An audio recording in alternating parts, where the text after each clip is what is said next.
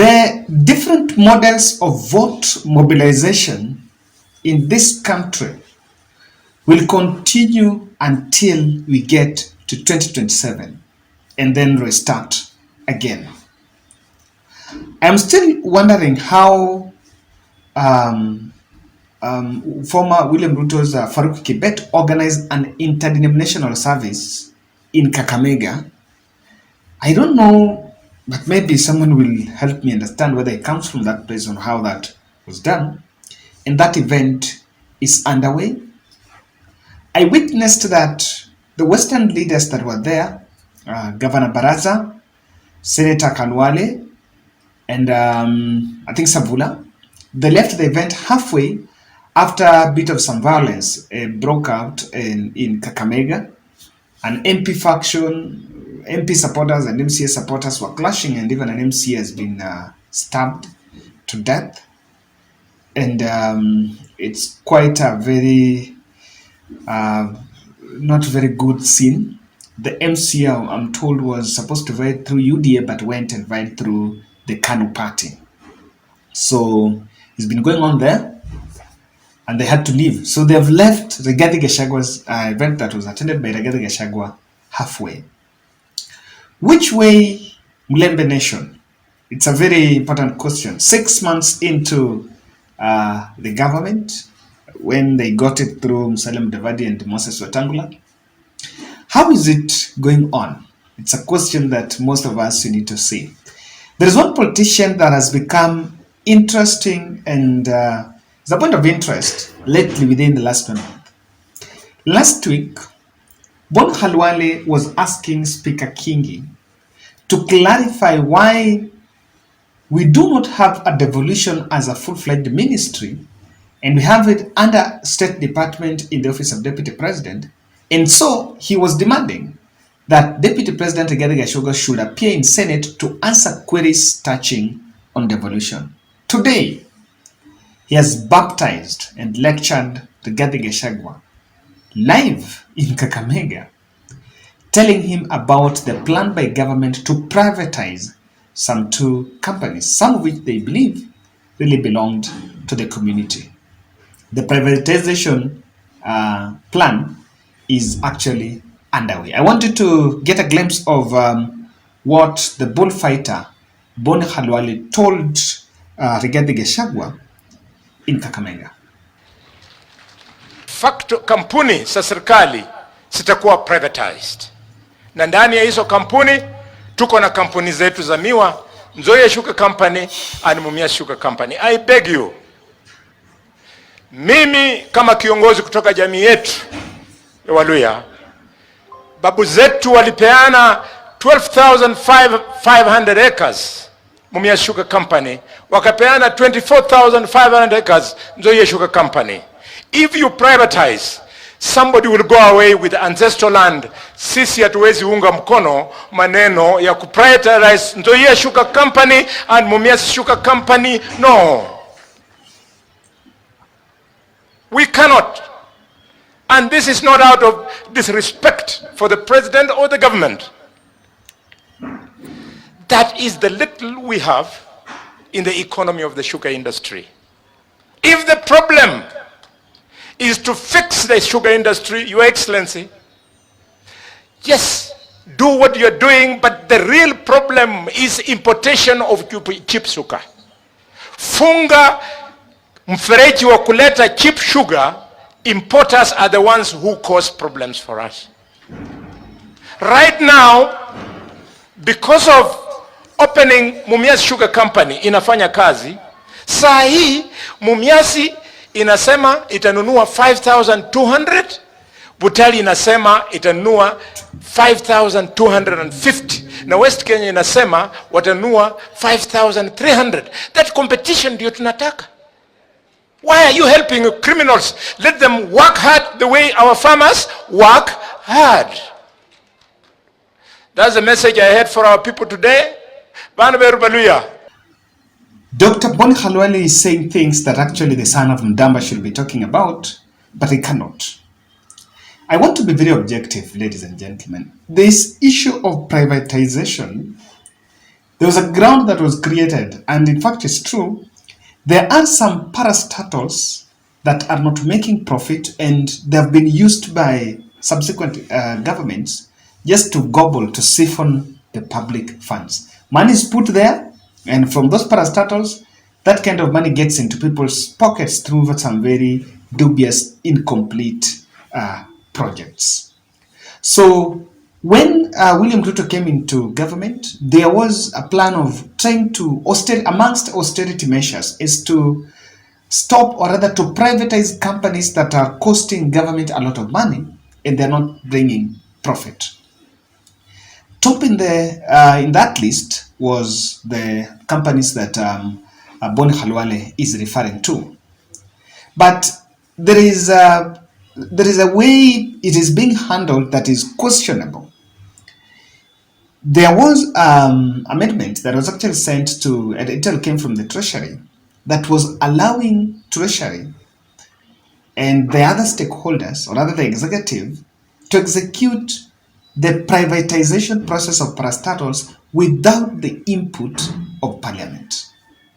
So the Parliament was ripped of that responsibility to have an input in it, because it was one of the bodies that was involved initially. So when that was removed, so that privatization thing now is being managed entirely by the executive wing of government. And clearly, it's not sitting pretty comfortable with some of the leaders. And I'm just looking at it this way. Bony Khalwale is speaking on behalf of the Mulembe nation. Clearly, in a government where Musalia Mudavadi is the third most, or rather Moses Wetangula is the third most powerful person, I don't know whether that was a planned or he just decided to speak his mind. But I think of late he's one gentleman that, since William Ruto picked Malala as the UDA Secretary General, Bony Khalwale decided to speak his mind. Nowadays, he's not a conformist. He actually speaks his mind, what it is. So how about if other regions are also going to emerge, saying that this is ours, should not be privatized because we're going to lose? He's opening a Pandora box on the ills and what exactly is the value lost in the privatization scheme. And for me, I want to look at it this way. I want to look at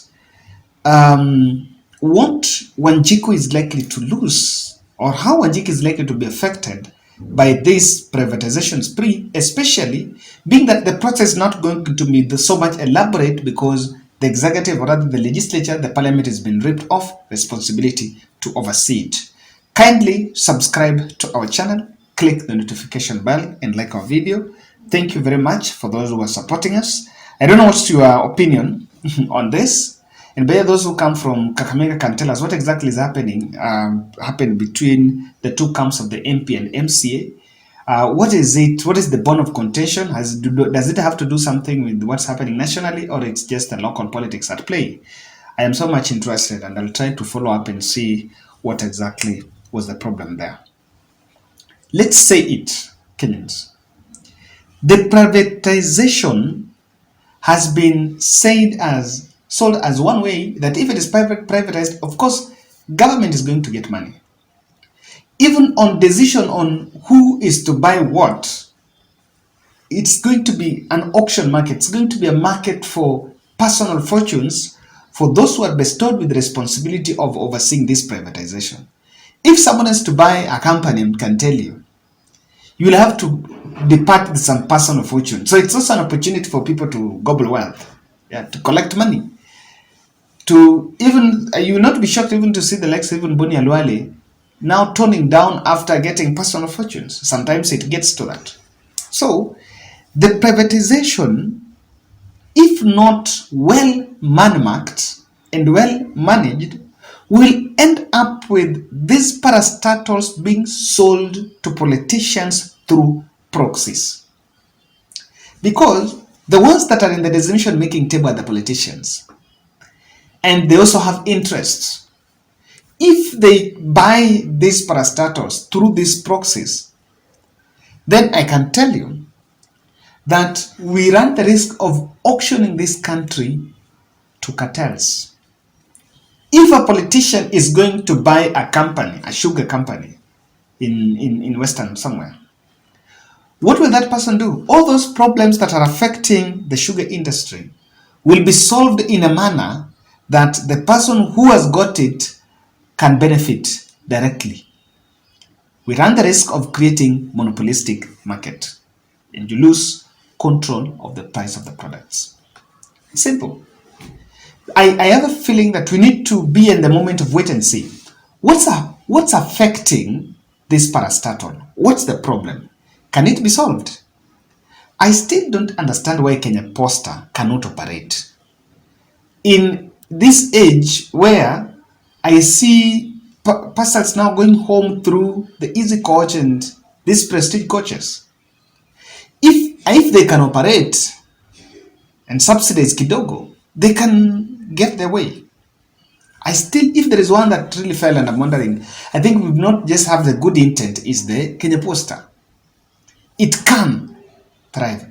And it has offices all over the towns, even the small towns. I know that even these prestige, these courier services, they don't have offices all over. Kenya Posta still have structures. They even have huge tracts of land in different counties that they can even establish. And it's a space that government can really collect a lot of money in. Mudavadi may end up being blamed for being weak, sadly, because I don't see the son of Ndamba speaking out in terms of some of these things. But the regional cannibalization of the country is a big mess. And I am happy that Rigathi is getting this baptism. He's the person that have been running a narrative that this region, when he goes to central, this region, when he goes to somewhere, this region. The politics of this region is a very tired narrative. Now here, the ground for Khalwale objecting privatization of those farms is this region.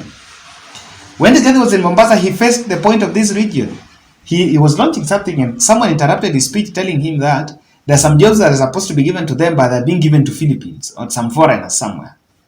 So the politics of this region is cannibalizing this country. I'm not saying that Khalwale, my friend Khalwale, is wrong. But then, if you're going to take that trend, then are we going to consult local communities for government? Will government do things or have to consult local communities? To some extent, Khalwale is making a lot of sense. But to me, being that he's talking about the issue of land, then let's wait. How many parastatals or how many companies that government owns that the land belongs to some individuals? And so if it is privatized, will that individual buy the land? He's raising a very important question that we don't need to trivialize, but we need to join in asking, will they really benefit? And does it come with a value? Let's meet in the next.